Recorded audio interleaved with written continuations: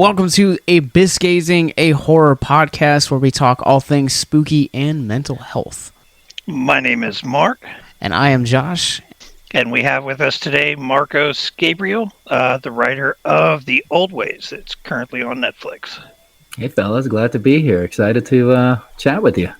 I don't know how... Excited to gaze into the abyss.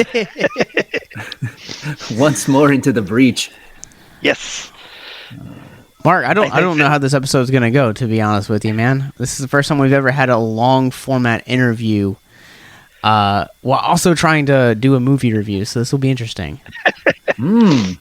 Is the movie review this movie? Yes. Yeah. Oh, my God. Do you want me to listen the whole time and get irate when you say something? Be like, what? You didn't understand. What you don't get is... No. So it worked out that you were actually one of the ones we wanted for the interview. Because a movie like this, me and Josh are both horror buffs, and my kind of go-to is Exorcism and paranormal. Mm-hmm. So this fell in my wheelhouse completely. Amazing. So go ahead and break down the actual movie for us. Give us a quick summary for the people that are going to listen who may not have seen it yet. I mean, you're the writer. You should know the movie best. That's right. Of what's going on with it. So what is The Old Ways, quick summary about?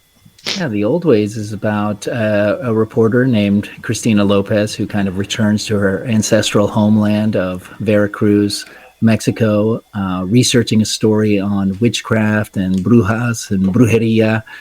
And while she's there, she gets abducted by some people who practice the old ways, which is a bruja and her son.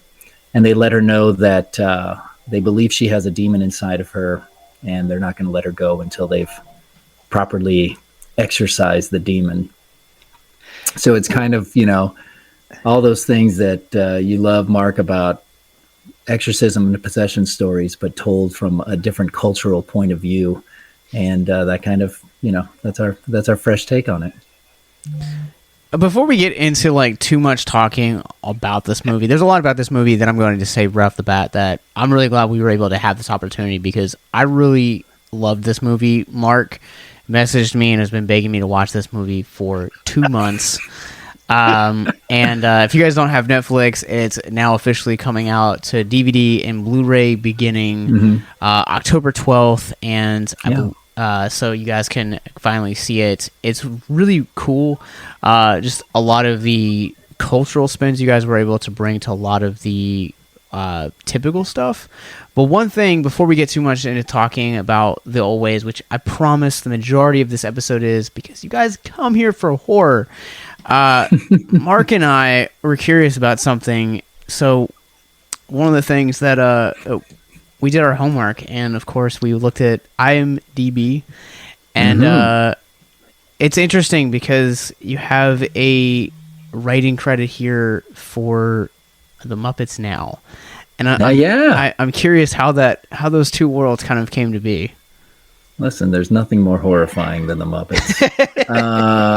That's not the first time I've heard that. Swedish Chef does some weird stuff at home. So Soapbox Films is the production company, and I work at Soapbox Films. I'm executive creative director of Soapbox Films. So we have a long history of actually working with the Muppets dating back to Bohemian Rhapsody and of when they started doing cool stuff on the internet. And it's just like a relationship that we've fostered and really enjoy and love, and we love to work with the Muppets.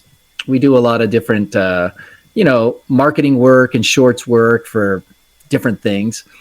And Muppets Now was a fantastic project that we got to work on for Disney Plus.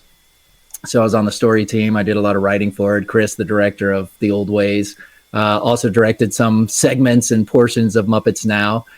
And, some of the things, besides it being puppets, there are a lot of things from a production standpoint that are linked in for us. For this movie, We knew we wanted to have like a practical monster. So we knew we could do something puppeted or something, kind of interesting in that direction so we could build something.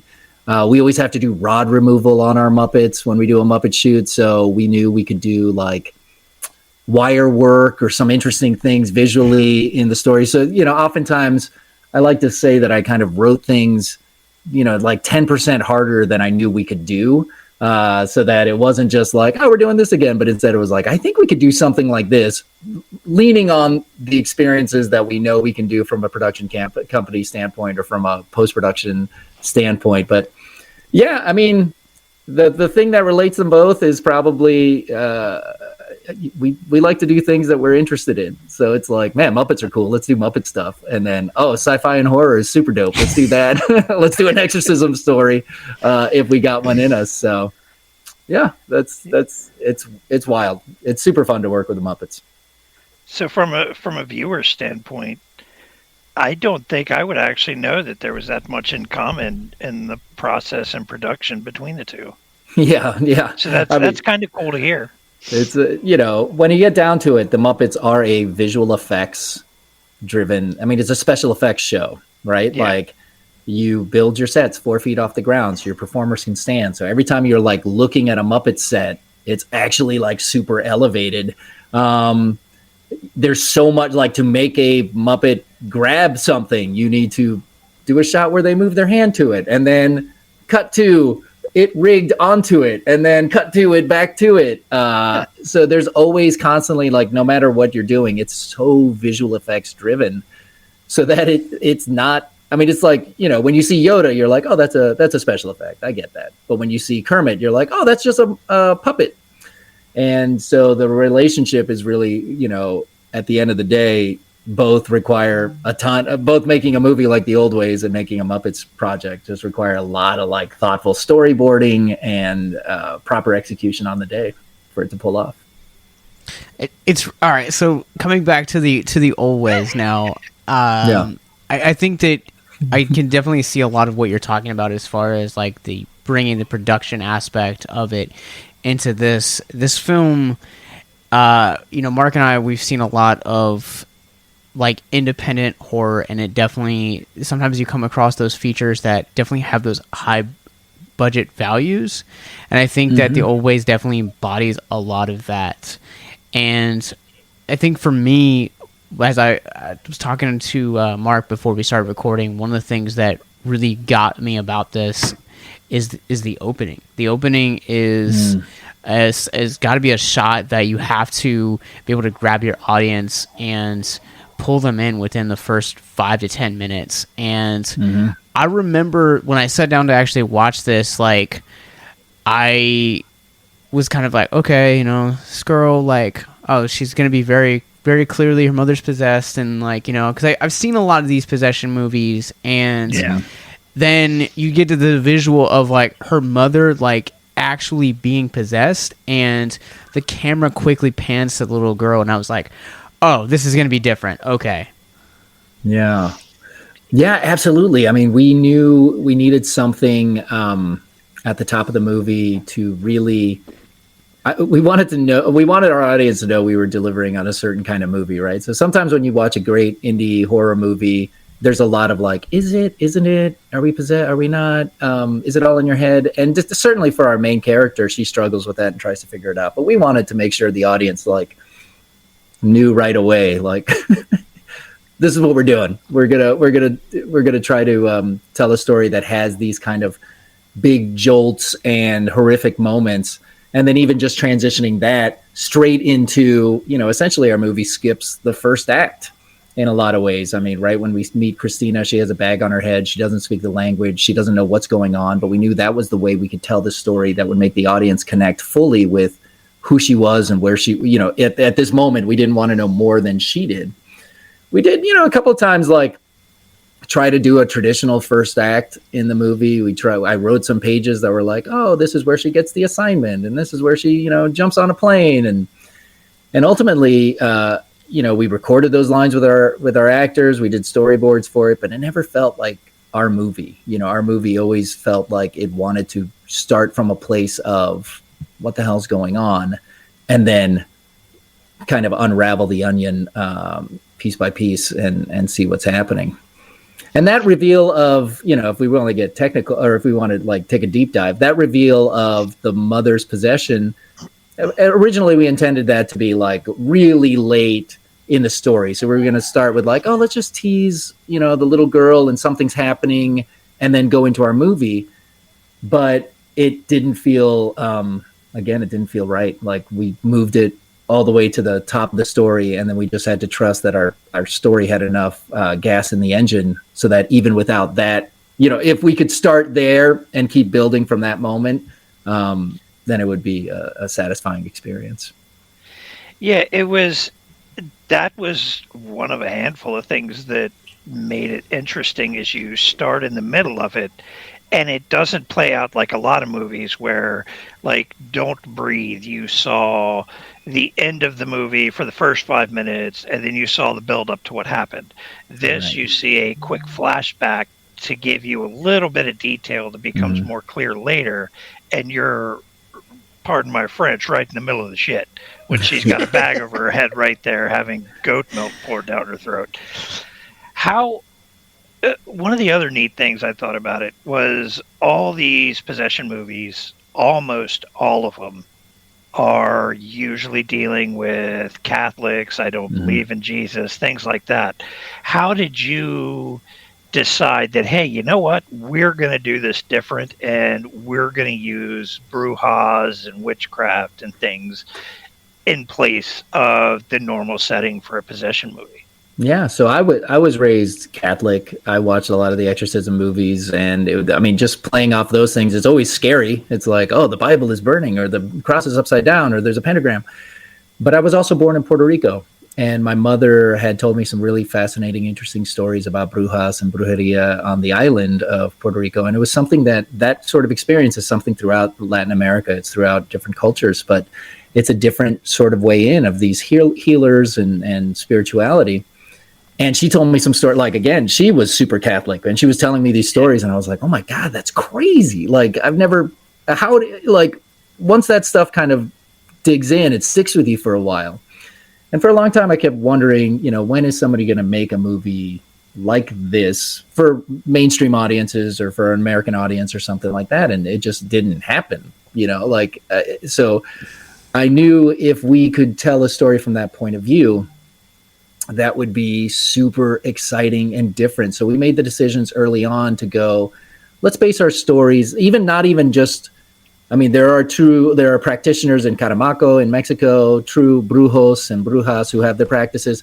We said, let's keep peeling back and go further and further back to what the older and older and older practices could be for these things. And then that way, we kind of made those decisions to go like, let's not have a Bible in it. Let's not have an upside down cross. I think maybe an upside down cross snuck into the art design somewhere, but let's not have a pentagram. Let's not have a priest come in and say, we got a special order from the Vatican and now we're going to research it and all those things. Every opportunity we had to kind of be different or zig instead of zag, that's what we took. So that forced us to kind of do a little more research, create our own symbology for the movie as well, and our own visual language, while still being influenced and staying true to different cultural touch points or pieces of like reference material that we would find. But yeah, it was like, that's what makes it. That was the thesis statement. I think there were maybe two thesis statements. So a thesi statements. One was, can we tell an exorcism story from the point of view of the possessed? Because I thought that would be super cool. Because there's lots of possession movies where it's like the daughter or someone else, and you see the transition and change from a different point of view. And usually they're pretty far along by the time we see it. Yeah. So I thought, well, it wouldn't be interesting to be trapped in a room with somebody who had a demon within them but didn't quite realize it or come to grips with it. And then that becomes like different, metaphors throughout the movie. And then the other thesis statement was, God, I can't remember. The other thesis statement was just like, let's just stick true to this other cultural point of view and see what happens when we strip it all away and get back to the older and older practices.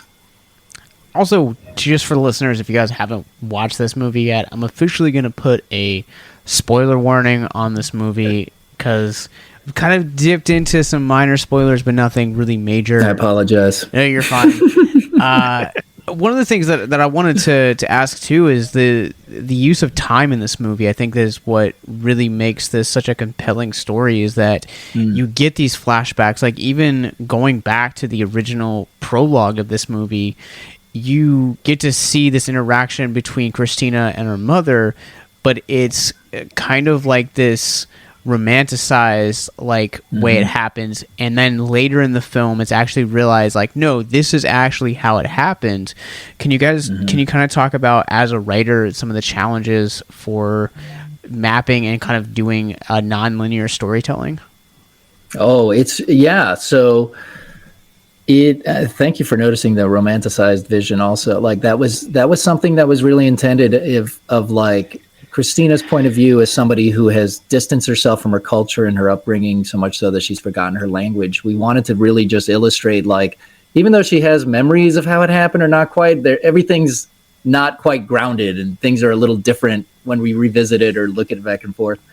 But in terms of telling a nonlinear storyline, it's certainly challenging. And the challenge is, like we were talking about earlier, if you try to mess with the order of things, you still have to have things fall where they need to fall for a movie. So we kind of jump right in, skipping the first act in a lot of ways, but we still need a catalyst.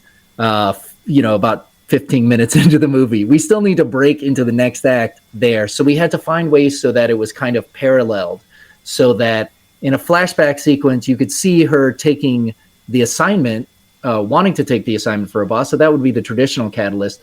But at the same time, our other catalyst is, hey, they think I have a demon. So if I lie to them, can I get out of this place? And that becomes kind of our second catalyst. And our break into two is, when the first ritual is happening to her. So trying to keep track of all that stuff, it's there in the paper, in the script, and it was all kind of mapped out in that way. And it just takes a lot of thinking to go okay, here's where we need these things to fall, and where is it most interesting to reveal this piece of information, and where is it most interesting to kind of hide it until we can use it best. But lots of discussions, lots of thoughts, and especially, okay, you already put the spoiler tag. Spoiler, listen, pause this podcast, go to Netflix, watch 90 minutes, come on back. But, in our story too, not only do we have a nonlinear story, but we also have a story where at the midpoint, characters that we thought were a certain way are revealed to be different and doing things. We start to understand why her captors are doing what they're doing. And so we wanted to make sure too that we were honest with the acting and the situations where, if you rewatch the movie, and Mark, you've seen it a couple times, I appreciate it, but you shouldn't feel like we lied to you. When you see Javi come in and when he brings in the goat milk and forces her to drink it, when you see his face afterwards, you don't see a cackling man ha, we got her, yeah. You see something else, and you wonder why does he seem remorseful at this moment if he is the evil guy at the beginning of it? And the same thing with Luz, as you see our Bruja, do these rituals. You are terrified of her because she looks terrifying, and she is different to us when we first see her. But we hopefully, as you watch the movie and then rewatch it, you don't think oh, see, they were making her seem like a cackling maniac, but then later you were oh, she's kind of nice. We were hoping that we could do both, and tried our hardest to do that. One of the rituals, and this is something I noticed, and it was my first thought, where they had her down and was reaching in her stomach, pulling things out. Was there any influence from Indiana Jones on that? Oh, certainly. Kali Ma. Oh, yeah. I mean, it's hard to not be influenced by Indiana Jones when you're somebody who's over 35 years old or whatever. I'm in my 40s. So Steven Spielberg's films are certainly part of every piece of language that I have cinematically. And the same thing with the director, Chris Allender. I mean, yeah, we talk about those films all the time. So yeah, like, so what's the trick there, right? So the trick is to, you know, they did some really cool things in that movie, but also maybe didn't do some of the same research or did a lot more stuff for exploitation, which I don't think you can get away with exactly the same way, because they were referencing movies from the 1920s who were also exploiting things and doing things like that. So we were trying to, do like some crazy body horror stuff, and certainly thought our way through it. And that just came from, I mean, I loved watching on the internet just different psychic surgeries that I would see in different, you know, tribal areas and stuff like that. And it was just like the craziest stuff. So we started that scene with like, oh, it's definitely a sleight of hand, and you see there's blood, but we don't see the hand going in there. So it's a trick. And then it was like, but wait, hold on. But wait, there's more. Let's go further. We need to go deeper.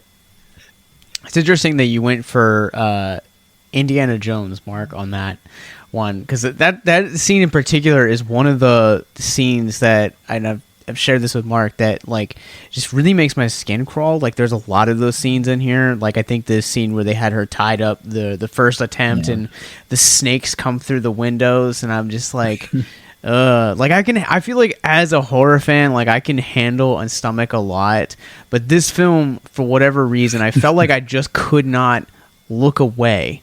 This film is so visually stimulating and just terrifying and creepy all in the same time.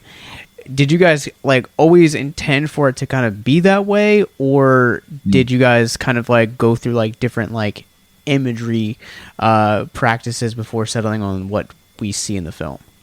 Yeah, I mean, we definitely wanted all those things. So we, as Soapbox Films, we produced a number of like really fun independent horror movies. We produced The Wind, Body of Brighton Rock. We worked a bit on Mortuary Collection. But nice. For this movie, we were, you know, some of those movies were like really great, smart, indie, intelligent movies, but maybe didn't deliver sometimes on like, let's get real scary. And that's an element that I really love. So I knew if our story had a good like dramatic backbone or a reason to exist, then we were going to be allowed to go a lot further with how far we wanted to push our scares and how far we wanted to make the movie intense. And a lot of the intensity in the movie really comes from the fact that we made the decision very early on that it would be as practical as possible. So like we could do CG snakes, I'm sure, figure it out. We could, you know, do that, but let's get real snakes and really tie up our actor, which by the way, we had breakaway Velcro for her on the day of shooting. And she said, no. Like really, I don't want to be able to get away. So she brought her own intensity to the scenes, Bridget Cali-Canales, which was incredible. And let's see what happens when we do real snakes. Same thing with like the goat milk in the beginning of the movie. Like we made a whole contraption where we originally had this like tube that would get poured into, and we were going to do it again, very visual effects, special effects wise. And Bridget, our lead, was just like, no, just pour it in my mouth. We'll just do one take or two takes, you know, like let's just do it.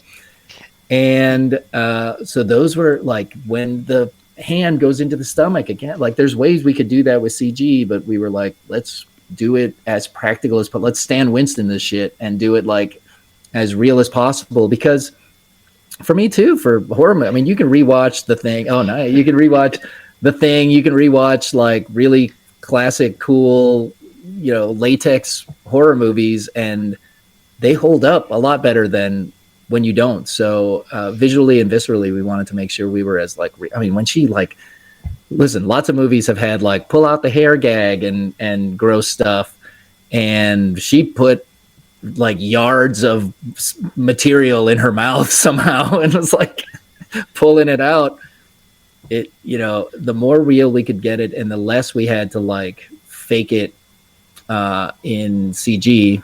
Not to say there isn't some CG in this movie, because there is, but as much as we could make it real, we tried to, and that was part of like how visceral it would be. And then for me too, it was like I'm as big a horror fan as you guys are, so I was like, okay, let's get some body horror in there, so that'll be the stomach thing. Let's get some like snake or animal horror, we'll get that in there. Let's do just some like gross gag me horror. And it's really fun, you know, the few times we were able to watch this movie with an audience, it was really fun to like see where people's reactions were, because they're not all the same. There's plenty of people who are like, snakes, they're not scary, whatever. But then you get to like gagging on something and they're like, that's the grossest thing and I cannot watch it.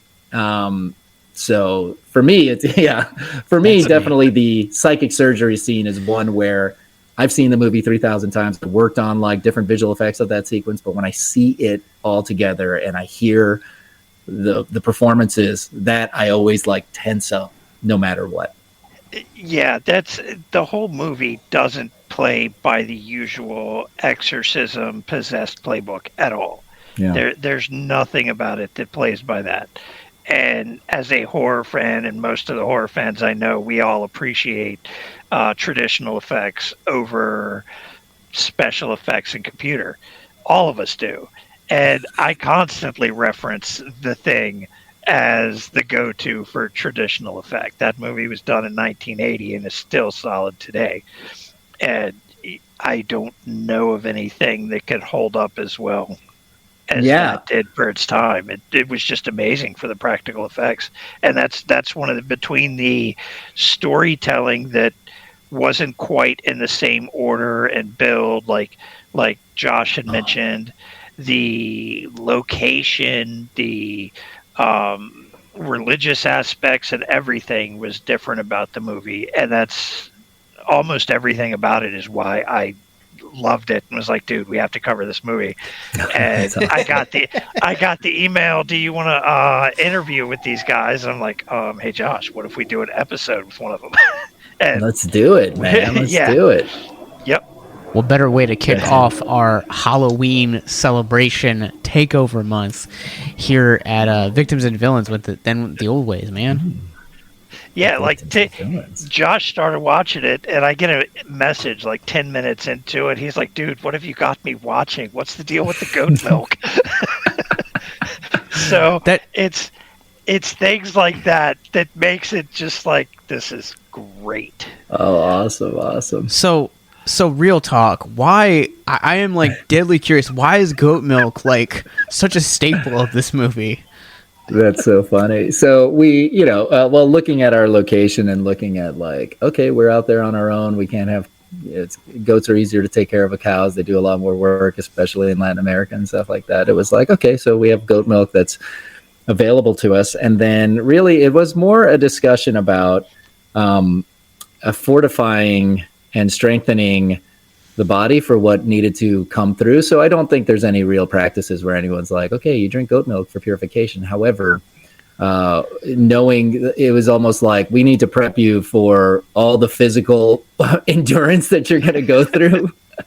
And we're going to do it with goat milk. So visually it was also really fascinating. And like, it was again, one of those things where, any opportunity to try to do something a little different that sticks with you in a different way was certainly an avenue we wanted to explore.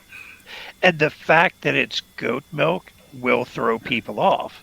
Yeah. Because you don't expect it. Everybody drinks milk for the most part. Yeah, exactly. But goat milk, some people are like, you drank what? And then you just see it, like you can feel, we also made it chunkier sounding in the sound design and added some other stuff to it. So, and then it just became a really fun or a really interesting visual thing of like, okay, before she does a terrible trial that she has to deal with, it's the goat milk. And then later on we use that as a storytelling device for knowing that something's not quite right with her cousin Miranda. So, I mean, it's, it's funny, like when you make a movie, you really do think super deeply on every single thing. You're just like, what if she drinks something? What is she drinking? Like if she wears something, what is she wearing? If it's the eye patch, what's it made out of? Like every decision is thought through intensely, especially in a movie where we're kind of creating our own world around us and our own look and feel and, kind of leaning on culture wherever we can. So, yeah, it was just, no one it'd be gross to just get milk shoved down your throat, but when it's like, it's goat milk, then now we're in a horror movie, baby. now it's like, now it's weird. If you or someone you know is listening to this podcast right now and you're struggling with suicide, addiction, self-harm, or depression, we encourage you guys to please reach out. This is the heartbeat of why we do what we do. Suicide is currently the 10th leading cause of death in the United States, and as of this recording, there are 132 suicides that take place each and every day on American soil. And when you scale back internationally, there are 800,000 successful suicides. That is one death roughly every 40 seconds.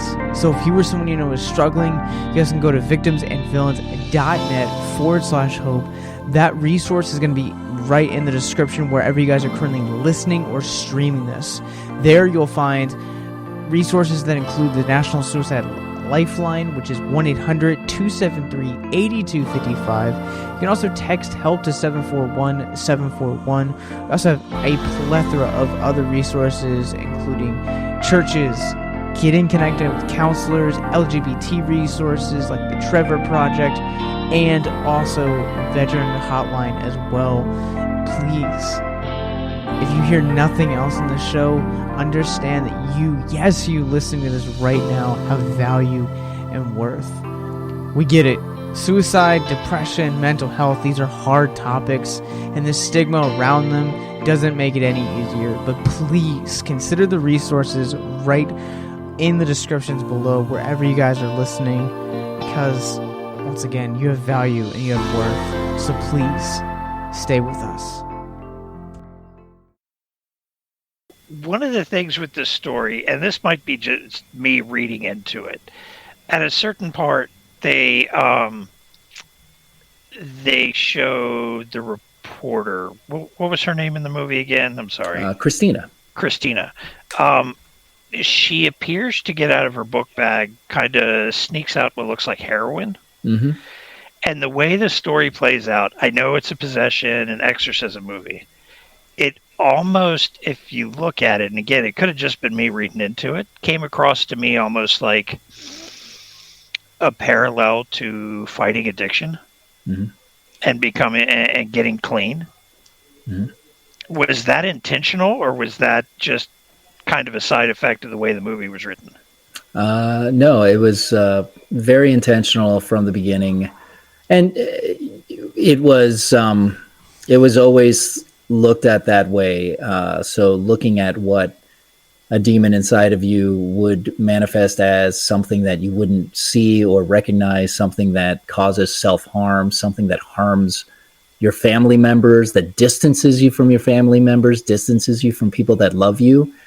All of those were really important components for the story. So we did map out, in the writing of the story, I mapped out kind of the stages of recovery in a lot of ways. So in some ways, this could be seen as an intervention, meaning Christina is at her darkest moment. She's brought against her will by a family member to people that can help her. So that is, like, strip away all the horror. That's what's happening. Is her cousin is like, oh my God, I've just seen you almost die. We need to do something about this. If you do see the Blu-ray, we have an extended scene of the kind of interview scene on camera. And I believe in that scene, we still kept the line where she says, "What is this place?" And Miranda says, it's a old mission hospital. So the idea was, even this location, and we didn't end up keeping it in the final movie, but we thought even this location is a hospital location.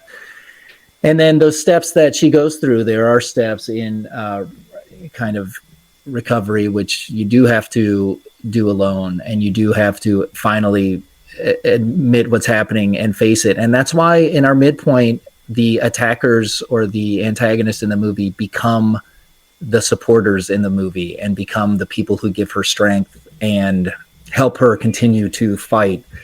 And it's a significant moment when she is fine, when she throws the needles away at the end of the movie, or not the end of the movie, pardon me, but when it happens on her journey. That's a significant moment. And our movie could have ended somewhere around there.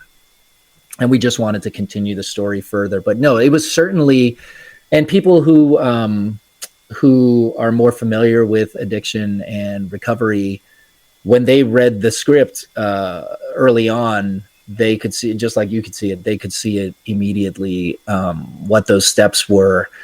And, we never wanted it to be exploitative or really supremely on the nose. We tried to kind of keep it there for those who know will know, and will know. And if you don't know, there will be a reason the movie feels like it resonates a little bit more for some reason, and that's what we were really hoping for. But it was an opportunity, like, you know, in the United States and other places. I mean, the opioid epidemic is really real. There are people. I mean, I live in Los Angeles. You will see needles. You will see people harming themselves and in desperate places. So one of the things that horror allows us to do is, take a moment to kind of explore those terrible things, those real life horrors and desperate situations, and shine a light on it in a different way. So as filmmakers, this is the way we chose to do. You know, Ari Aster would have made a movie that was a lot like grosser and really got to, Brandon Cronenberg would have done something like that too. You know, like we did it this way because this is the kind of point of view we could have with it. But yeah, no, appreciate you noticing those things, Mark. It was certainly like, as we made the movie, we hoped it would be a smart enough indie to get into some film festivals, and hopefully smart filmmakers would be like, did you see what they did there? That was kind of interesting. And, the fact that people did see that is really, I'm very kind of proud of that, and proud that it was able to be seen. It's one of the things for me as a viewer and as a horror fan that I've really come to respect about this movie, even, sitting down with you for the last half hour or so and just kind of getting to hear the process of how you guys created stuff and taking the characters through different journeys and what each image means, and kind of the history and the cultural aspect, and being like, oh, well, we want to do stuff differently. It's stuff that I feel like this film does really well. And since the early 2000s, we've just gotten, it seems like, bombarded with these possession movies, and at this point they just feel like a dime a dozen. They're just like very generic. You're looking at everything from Paranormal Activity to The Rite to Constantine, the last Exorcism, and they feel so generic, so predictable. And one thing that I'm really glad that we were able to book you for this show, because this is a show that we celebrate mental health awareness, and this film does do that really well through a lot of, as you were just talking about, the addiction. And I feel like one of the things that sets this film apart and kind of puts in a camp from like other possession movies like The Exorcist or The Exorcism of Emily Rose is that it's a film that has these quieter moments that exist within the grander scheme of the horror that is taking place. And Christina is such a great and rich character to have that, to where this is the place that, she's basically that traumatized her to leave this part of Mexico. And can you kind of talk about writing that trauma and making it feel authentic, and kind of the getting into the mental health of her as a character? Yeah. I mean, it was certainly, we knew that kind of the things that she witnessed as a child, and then being stripped away from her family to kind of go into foster care, and all those things would leave a deep, deep scar in you, and would leave this really residual sadness that you couldn't quite figure out how to deal with. And in our story, though we don't say it very overtly, but that is where the drug addiction and that comes into play. And really the idea of these being the things that you can't see for yourself, and you don't even know it's affecting all of your thoughts. That's really part of the mental health aspect of it. I mean, people who are deeply depressed or have anxiety, they don't know why their brain chemistry doesn't let them be happy when other people say you should be happy. They don't know why they have this inside of them that's kind of tainting and coloring everything that's going on. So for our movie, There are other movies that have done like drug addiction as demon, and I can't remember which ones, but I've seen it before.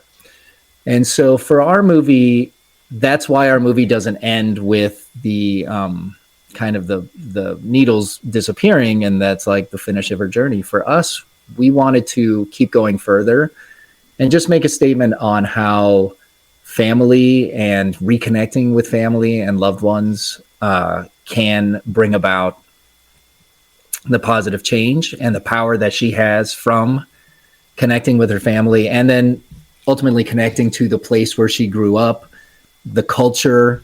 So if you feel that alone, if you feel that cut off, if you feel that disconnected, the healing that can be found by like finding those connections again. Once the clouds have parted a little bit and you can see through into it. So that was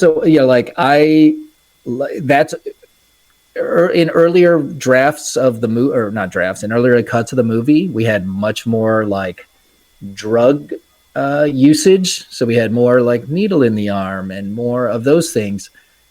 And we realized we needed a portion of that. But the story that started rising up for us was this connection to Miranda, her cousin, and her family, and kind of this hopeful thread started to become more important to us when we were editing the movie, because everything else was there. I mean, all of her pain and her loss was there in her performance, and we didn't have to kind of keep goosing that part of it. So instead, we leaned on the healing that can be found in our family and in a place that we belong. From someone that's gone through addiction, and I'm so glad that you keep bringing up that scene where she throws away the needles and say, we could have started the story there, and then it would have been fine. And I feel like that feels like such an easy way to be out, because when you're trying to create and craft a story that is based in realism, you don't have that. Like, it's not like, oh, you get better and everything goes back to normal. It's no, because there's a lot of the journey after kicking the habit is just as hard as, what it's like living between, hit to hit, or, whatever your addiction is, whether it's coffee, porn, or drugs, whatever that hit might be. And I think that the idea to make Christina kind of this pseudo loose character was kind of really showing a lot of strength. And by the end, where you kind of see her in that archetype, is so rewarding, because you kind of see not only a person that's kind of conquered her literal demons, but also her figurative ones as well. Yeah. So that you said it in what you were describing, like after you get through that part of it and you're on recovery, you have to fight harder. I mean, it's harder for you. So that's why she's a warrior at the end of the movie. And that's why she's somebody who, in some ways, like somebody who's in AA, so again, this is all like, I'm glad we're talking about it, because normally we don't get to talk about this stuff, but that's why she is becoming a positive influence in her community. That's why she is taking up this mantle to help others. And then we have this character, Carson, come back at the end, who was somebody she worked with, that was her boss when she was in there. And we see that he was an enabler. And again, it's not very overt, but he does say, like, his solution is, I see you're a little crazy right now. And I have what you need. Let's get you even. So we'll get you less crazy, and then we'll go back home and things can be the same way. And she can't return to that, or that's why she's a warrior. But that's also showing, like, there's always going to be that out there, and you have to stay aware and see it. And it's easy to lose sight of it again, because it sneaks in, unless you're always vigilant and always fighting and always, aware of it. So that's really at the end of her journey why she takes up that loose mantle. I mean, part of it is just, again, like reconnecting to a place she belongs, reconnecting to her cultural roots, but also like, this was hard for her to get through, but it's certainly not like, okay, and now I'm good, I'll go back. And she says it at the end of her, I mean, in the movie, she's like, okay, so, or Miranda says it. She's like, you'll go back to Los Angeles to the bars and the stuff and forget about this. And she's like, yeah. And so there's a moment where she could have just gone back home, and likely part 2 would be another cell with Christina, because it didn't take. So we wanted to make sure that we kind of tried to complete her journey in that way. And a lot of horror movies too. Like I love right now, I love what A24 is doing. I love a lot of great modern horror movies, but oftentimes if they're serious or if they have something to say, the end note is super down. Like the end note is like, you thought you could escape this, but now you're really fucked. And that was not how I wanted our movie to end, and how Chris wanted our movie to end. So it's funny because it's like, again, please go watch it and then finish this thing. But we wanted it to end with like a positive note for Christina, because otherwise, what was all of this torturous stuff she had to go through all about? And there's certainly an A24 movie whose ending is like, yep, sorry, you got another demon in you, and it's worse this time. But we didn't want that for our movie. She also to just kind of point out one of the very last things that she says is like, the film is bookmarked by an individual kind of being brought to this place and just having a potato bag over their head. I noticed that detail. So, anyways, when they pull him off, and when she comes face to face with this guy, the very last thing she says is basically something along the lines of, we basically don't know what we're doing, but we're getting better. And I think that's, again, it echoes the character of Luce, but it also echoes her journey of recovery, and it captures that mental health healing place extremely well. Yeah, no, that's phenomenal. And that's something that our actor, Bridget, understood when she said the line, and understood when that line could have easily been, and it does get like a little bit of a chuckle, which is great. Like it feels like, a little bit of that scene for audiences are like, oh, that's kind of funny. But you're exactly right. The way she delivers that line means she knows exactly what you just said, that I'm not sure what all of these steps are, but I'm going to keep trying to figure it out as we go. And as long as the end goal is to stay without this inside of me and without this inside of you, we'll figure this out step by step. But yeah, no, that line is definitely the way she delivers it.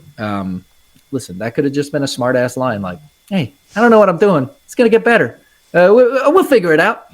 But she really did kind of figure out how to say that line in a way that was super true. And also, in fact, that last line, how about we get you some milk, could have also been a super joke. Like, how about we get you some milk? That would have been a great little fun beat. She knew, as a performer, what she had just battled inside of her and what she had carried throughout her life. So she's talking not to Carson at that moment. She's talking to the demon.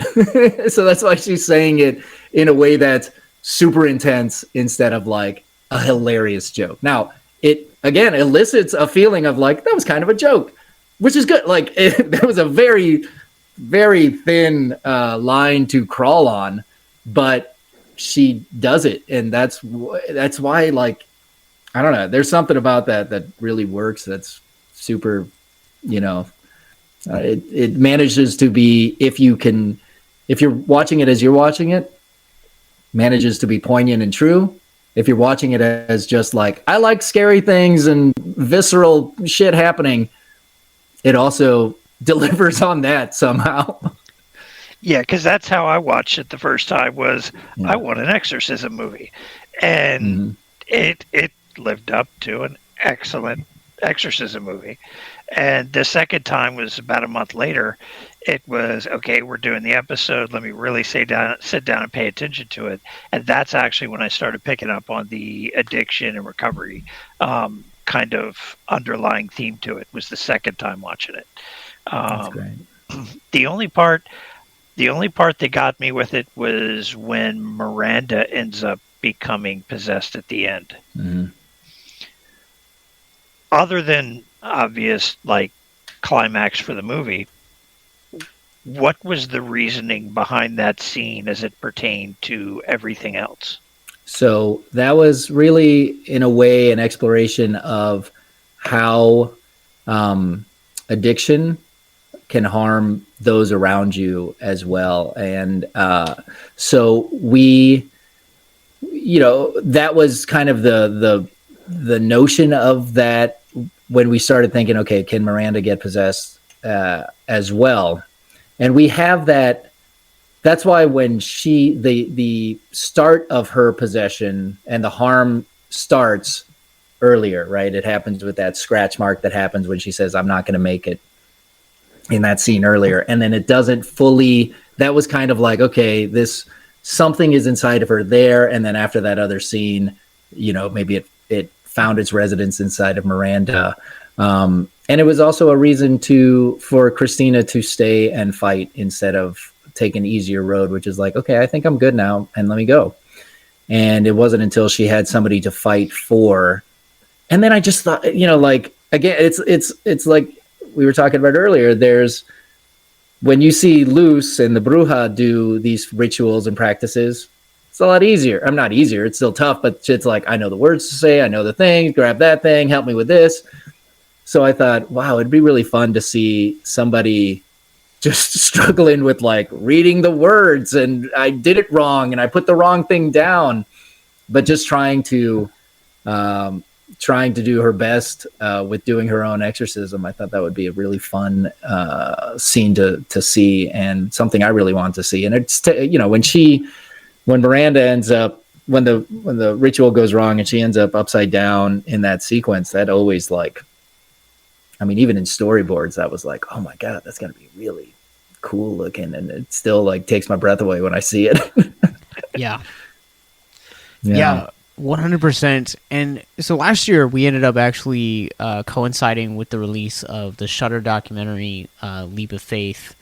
We ended up doing a Exorcist series, and one of them was we actually did kind of like a deep dive into demonology.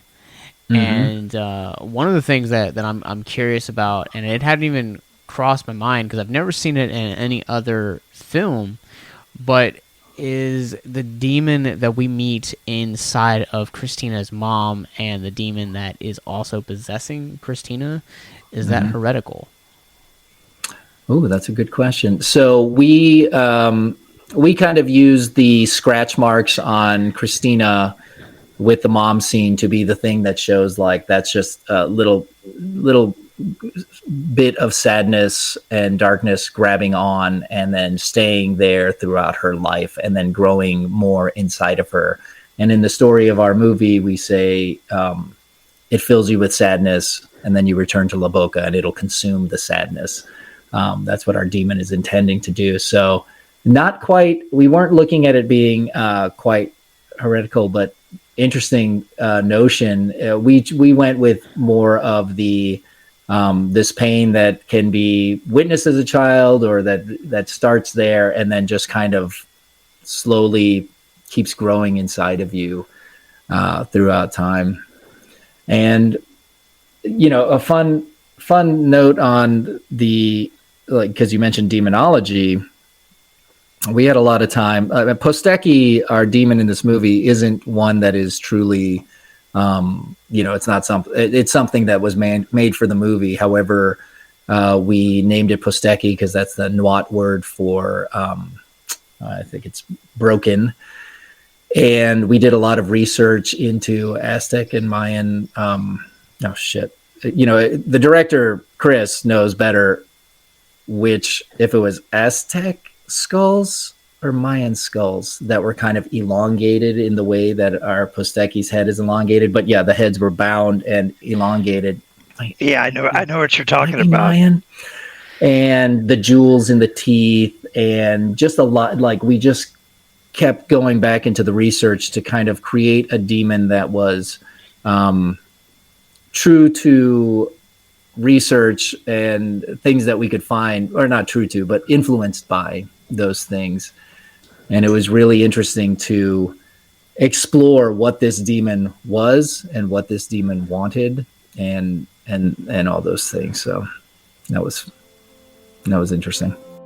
How would you guys like to help us get mental health resources into schools, conventions, and other events? Well, now you can. Simply go to patreon.com/victims and villains for as little as $1 a month.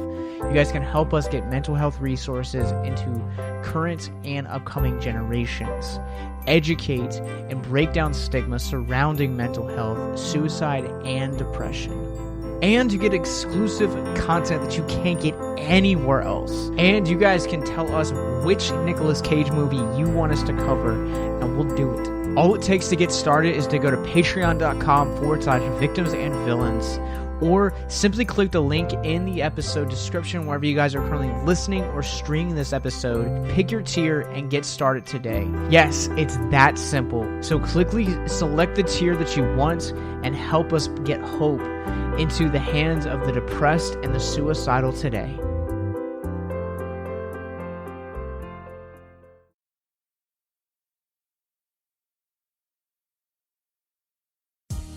Hi, I'm Andy. And I'm Masha. We're a couple and hosts of the podcast Love What I Love.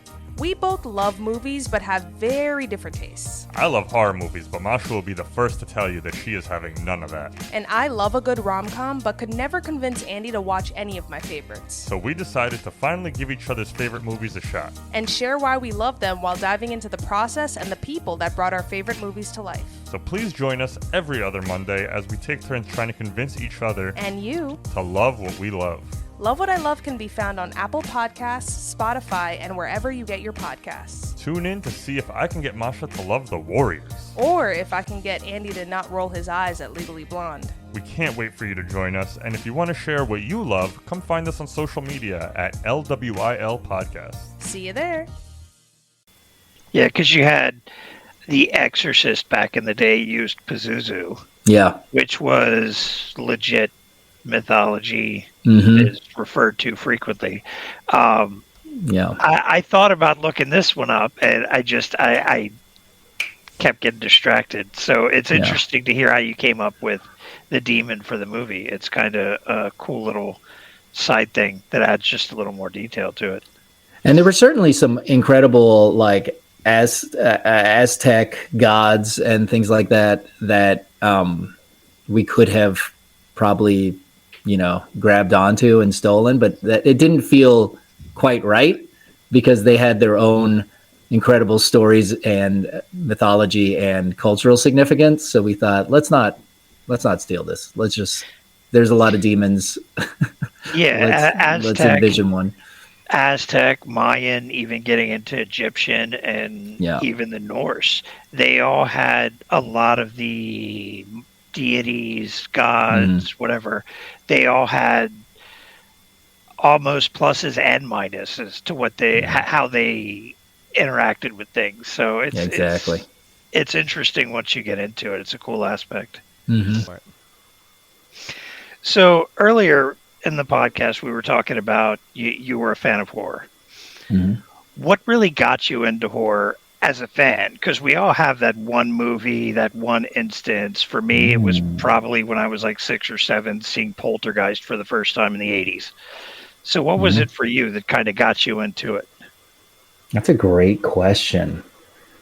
Probably, one of my earliest memories was being like a pretty young kid in my room, not allowed to come out because my family was watching Jaws.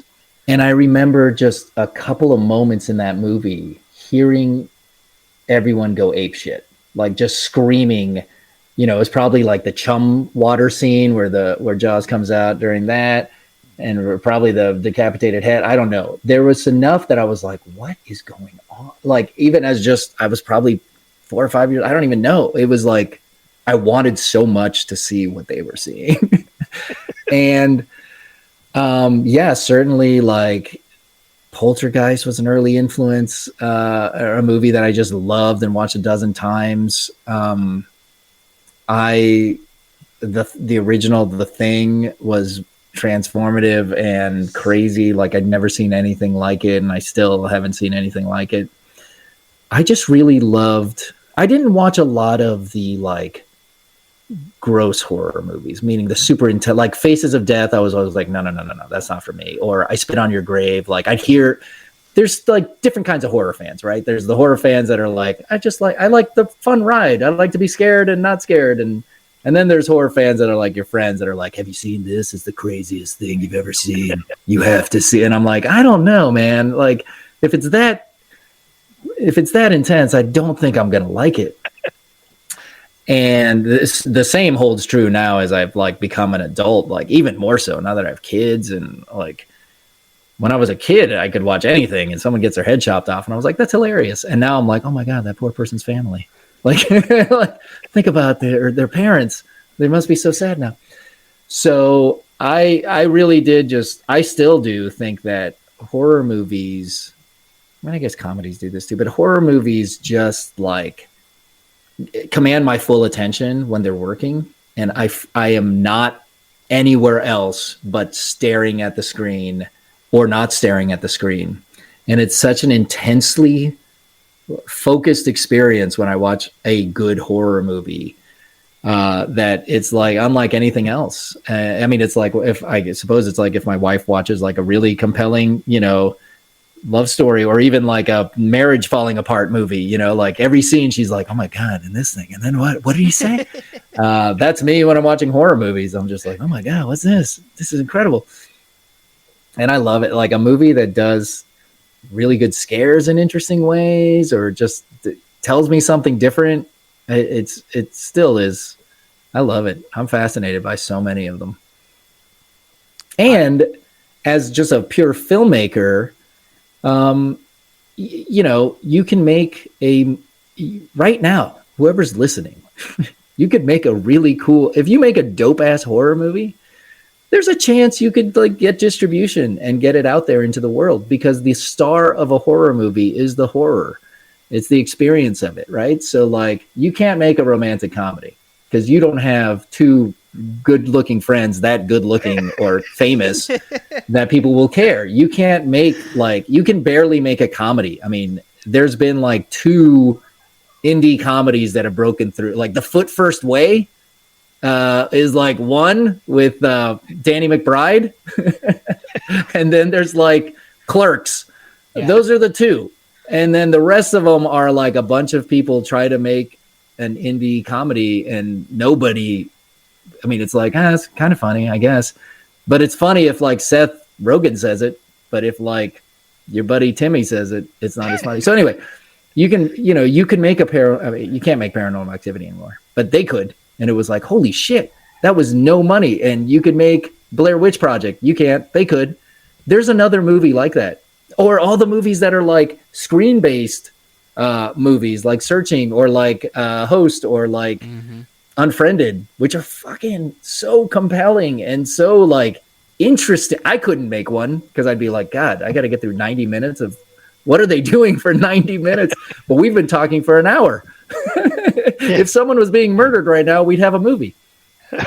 Facts. So anyway, I let's sorry, Mark, you're the one. Josh and I are remaining and you've just been murdered.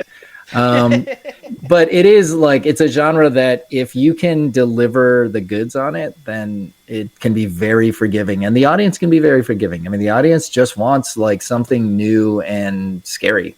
And if you can deliver that, they don't care if it costs $5 or $50 million. One of the other fun things with horror is that you can either have your excellent horror, Thing, Scream, Halloween, or it accidentally being absolutely cheesy and horrible. Yeah. And get its own complete cult following and success because of it, like Evil Dead and Army of Darkness. Yeah. Or even worse, like, have you seen Bad Ben on Amazon? It's so bad. Yes, I have. But I watched all of Bad Ben. I was like, I got to watch this movie beginning to end. This is when he's telling a ghost that's pulling his furniture out of the room, like, he's like, stop that. I'm like, man, this guy is committed. Yeah, you're absolutely right. There's different shades of it.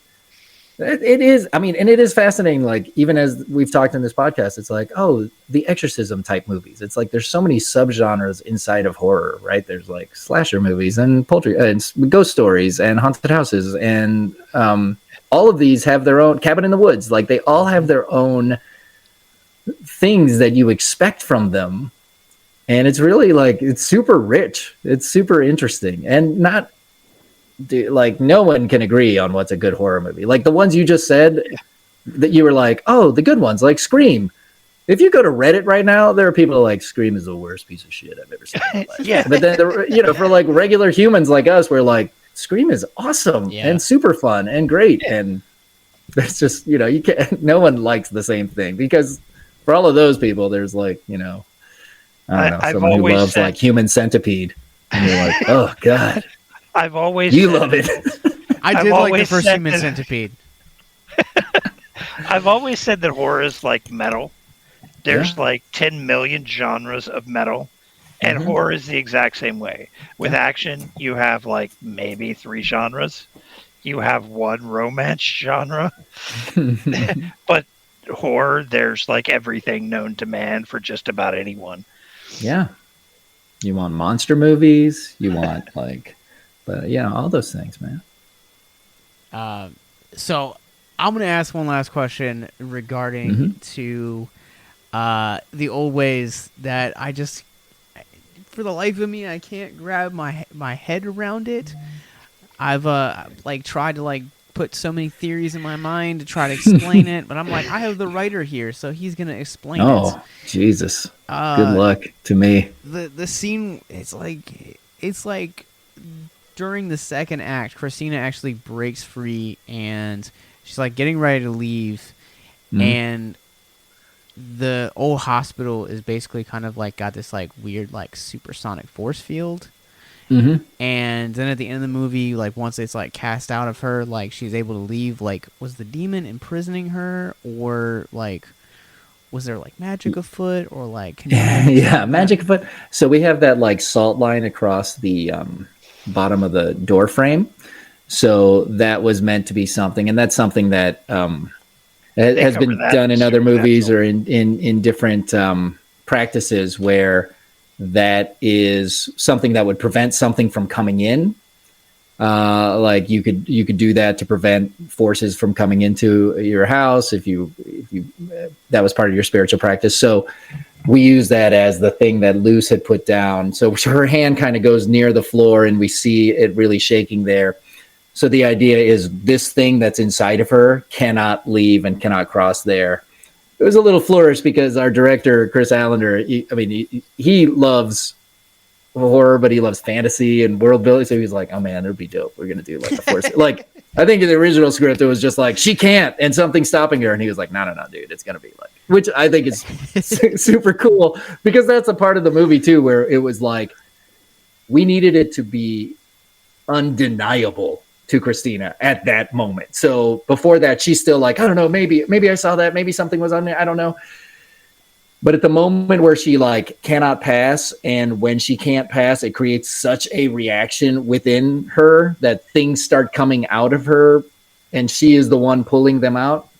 It was all kind of like, we needed something that was deeply cemented as not just like, maybe your mind won't let you do it. It was like, no, this shit's going to stop you. And then later on, she does kind of wipe that line away, and that's when she's able to put her hand out and touch the sunlight after what happens with Luce, which if you haven't seen the movie, it's great. I mean, she's very happy wherever she goes off and has a great life.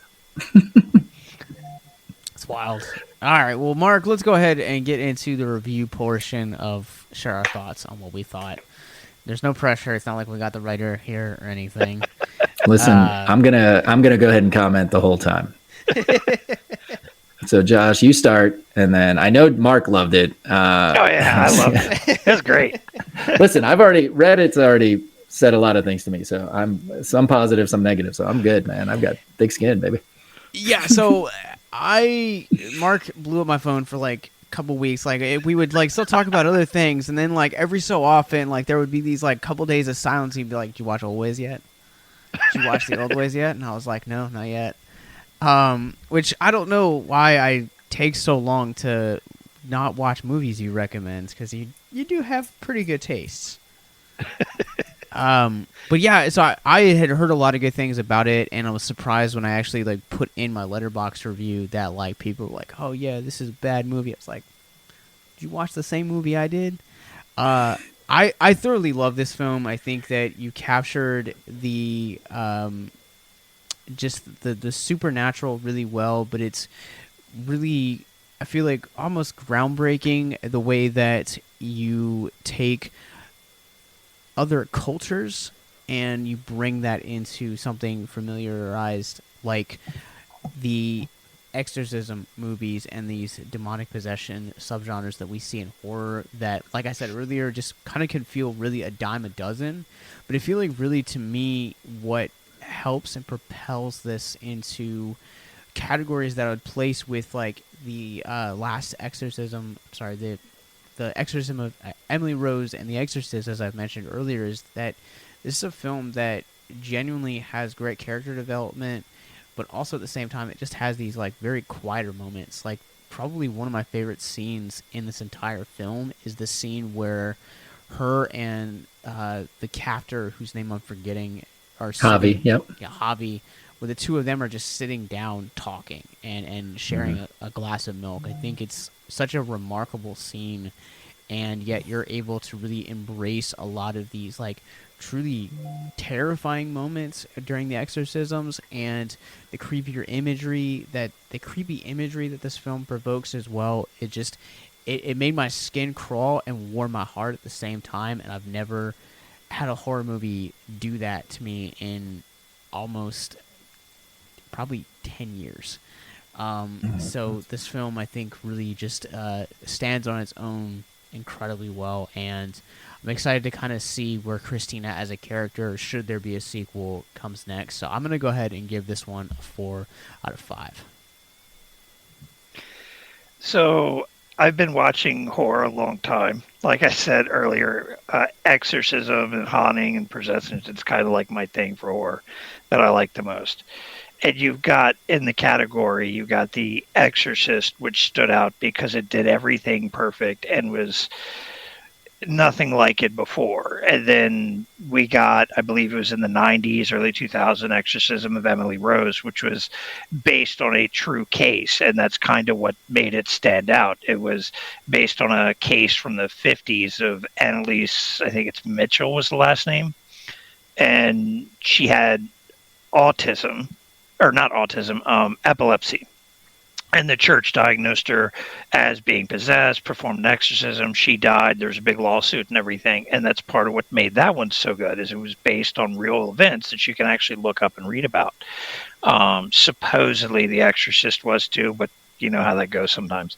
And then you have this one in the same category as those, that I can't think of anything else quite like it. Everything else takes place in the church with priests and the upside down crosses, and the things that make it different is what makes it stand out and what makes it so good and fun to watch to begin with. And I loved it. It's one of my favorite movies of the year. I'd actually go 4.5 out of 5 for me. So, wow. Please go watch The Old Ways if you guys haven't. If you guys have made it I'm this curious, far. what is a 5-star movie that you've both agreed on 5 stars? Ooh, I don't know if we've ever actually agreed on a That's the 5-star unicorn, movie. huh? The Thing would probably be a 5-star for me, simply because of how it's held up over time. Sure, yeah. And you could still put a new viewer in front of it, and they'll still, as a horror fan, find something to appreciate about it. I love it. Yeah, that would also be a 5-star film for me. I would say, as far as horror films that we've seen this year as 5-star films, Censor is definitely up there for me, which we're going to be doing an episode about later this month, and sitting down with that director. So really excited about that. And then Nighthouse is another film I feel like is a 5-star film. Dude, that's the same composer. So good. Is it really? As The Old Ways. That's Ben Lovett. Yeah. That's awesome. So Ben he's awesome. He's a friend of ours. And so is David Bruckner, is a friend of ours. That's kind of this like Atlanta, like our directors from Atlanta. So he and Bruckner and a few others are like good buddies. And Ben Lovett did the music, but it was fun to have Ben on our movie because, first of all, on the set we would play music from The Ritual, knowing because Ben did the music for The Ritual also. So like, if there was a scene where it was just like, hey, you're just walking into this corner, and our cast wasn't convinced it was going to be scary or interesting, we would like play it back with the Ritual soundtrack, and they were like, oh, we get it, it's gonna be good. And then we had Ben while we were writing the script, we discovered those death whistles that are in the movie, and we immediately, because we knew Ben was going to do music, we were like, all right, buddy, you got to find someone who knows how to play these. I've read about those death whistles that they found them, and for years they didn't quite know what they were. Yeah, they didn't know what they were for. Yeah. Until someone like blew into them, and it was like, oh my God, there's a horrible shrieking sound coming out of this thing. So anyway, yeah, it just that was really cool to see in the movie, the death whistles. I knew what that was almost immediately. That's cool. I'm one of those weirdos. So yeah, and yeah, the Nighthouse was an incredible movie. So good, man. Bruckner keeps getting better and better, dude. He started off good. But he keeps getting I'm not sure I'd give it a 5, but I did watch one I really enjoyed that's up there earlier this year. It's like If Falling Down met Napoleon Dynamite. It was Paul Dude's Deadly Lunch Break. Dude, I have not. And I've heard of a lot of movies this year. Paul Dude's Lonely Lunch Break? Is that what you're saying? Deadly Lunch Break. Deadly. It's a British... Lunch Break. They called it horror. I didn't think it was horror, but then again, what do I know? It was. I would assume you know horror. No, you co-host a podcast about it. Yeah, I thought for the last hour and a half we've been talking about horror, but what do you know? But yeah, it was one we got to see for Fantasia Fest. Oh, cool. I got to. So is it not released yet? It's not released yet, or is it released? I think it's out on streaming. I think it's out on streaming. I don't think it's actually seen like it's like national release yet, because Fantasia Fest was a Canada-based festival that got some of their entries have made their way down here, like Prisoners of the Ghostland with Nicolas Cage. Has now made its way to theaters and VOD, and there's been a couple others that I've seen kind of make way down here. Martyr's Lane, that was on Shudder now. So some of them was decent. But Paul Dudes, I don't think has actually made it to us down here in the States. Yeah. Okay. Yeah, it's just it starts a little slow, and the way everything happens, you're like, there's going to be a Michael Douglas falling down moment. That's cool. And it all happens by accident, and it's fantastic. So that's cool. that would be my next favorite from the year so far. That's great. Yeah. I'm just going to echo what Marco said. Bruckner is quickly becoming one of my favorite directors. He's awesome. The fact that he's working on Hellraiser now, it makes me next level excited. Next level. No, that is like a wonderful pairing. There's a lot of Hellraiser stuff in the works between like HBO and Hulu. He's doing the Hulu stuff right now. Yeah, he's doing the Hulu one. He's doing the good one. I don't know. One of them's doing a series, and one of them's doing movies. I'm not sure which one's which, but yeah. Well, we'll cover the movie. Don't worry about it. So I'm sure we will. All right. Well, Marcos, I thank you so much for your time. The Old Ways is now on Netflix. You guys can check it out on VOD, digital, Blu-ray, DVD, all October 12th. So if you guys don't have Netflix, you guys can still check it out, and hopefully. And it's got like the Blu-ray has got over 2 hours of stuff in it. It's crazy. So it's got like a feature-length docu. So if you are a filmmaker or you enjoy learning about these, have you sat through this entire hour and a half interview? It has like a 90-minute or something. Maybe it's 80-minute behind-the-scenes documentary. It's got storyboard to screen comparisons, including like an alternate ending that we just had in storyboard form. And then it's got like, if you like that quiet scene with Javi, man, we got a real long version of it. I'm down for it. I'm so down for Quiet the domino scene. It's like, I don't know, 12 minutes long or something. We put the whole thing in there. It was a Nice. long scene originally. All right, man. Well, where can people find you online? I'm sometimes browsing Reddit. I'm just kidding. I think I'm like Call Marcos at a lot of things, CALLMARCOS, but the movie is the Old Ways movie, and that's on everything. You can hit me up there. I think it is Call Marcos on Reddit. Hit me up there. That's sadly the place I'm most active because I just love it. I think Redditors are the best. The ones that aren't incredibly toxic are the best writers anywhere. They fill me with chuckles. That's awesome. All right, Mark, where can people find you? I'm part of this podcast here at Abyss Gazing and Victims and Villains, and my miniature painting, titanium juggernaut painting on Instagram. You guys can also find me. I'm on Letterboxd at Captain Nostalgia, and you guys can also follow me on Snapchat at Gentleman Ghostface. And you guys can follow our parent company, Victims and Villains. Victims and Villains is a nonprofit that dedicates creating content to educate and engage individuals on mental health awareness and suicide prevention through pop culture. Go to victimsandvillains.net where you guys can find links to all of their social media. More podcasts like the one you're currently listening to, movie reviews, and most importantly, our mental health resource library. So until next time, remember that when you gaze into the abyss gazes back.